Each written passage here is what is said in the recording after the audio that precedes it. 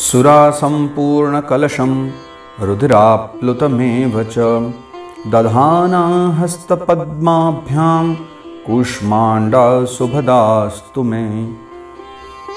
माँ दुर्गा जी के चौथे स्वरूप का नाम कूष्मांडा है। अपनी मंद हल्की हंसी द्वारा अंड अर्थात ब्रह्मांड को उत्पन्न करने के कारण इन्हें कूष्मांडा देवी के नाम से अभिहित किया गया है।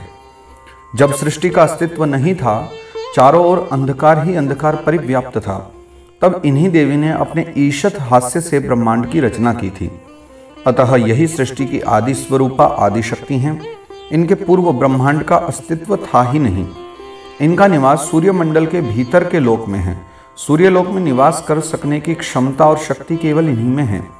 इनके शरीर की कांति और प्रभा भी सूर्य के समान ही दैदीप्यमान और भास्वर है।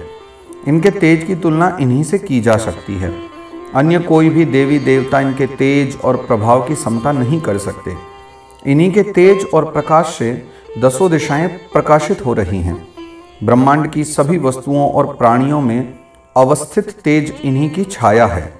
इनकी 8 भुजाएं हैं, अतः ये अष्टभुजा देवी के नाम से भी विख्यात हैं। इनके 7 हाथों में क्रमशः कमंडलु, धनुष, बाण, कमल पुष्प, अमृतपूर्ण कलश, चक्र तथा गदा है। 8वें हाथ में सभी सिद्धियों और निधियों को देने वाली जपमाला है। इनका वाहन सिंह है। संस्कृत भाषा में कुष्मांड कुम्हड़े को कहते हैं। बलियों में कुम्हड़े की बलि इन्हें सर्वाधिक प्रिय है। इस कारण से भी ये कुष्मांडा कही जाती हैं। नवरात्र पूजन के चौथे दिन कुष्मांडा देवी के स्वरूप की ही उपासना की जाती है। इस दिन साधक का मन अनाहत चक्र में अवस्थित होता है।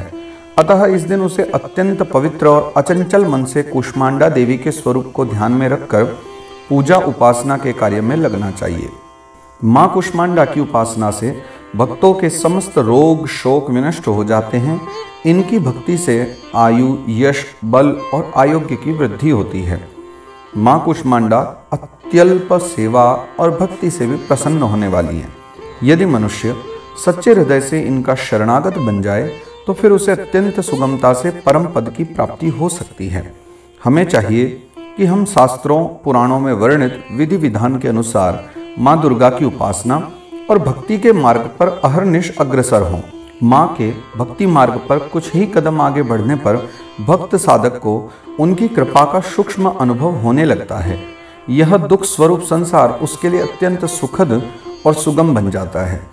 माँ की उपासना मनुष्य को सहज भाव से भवसागर से पार उतारने के लिए सर्वाधिक सुगम और श्रेयस्कर मार्ग है।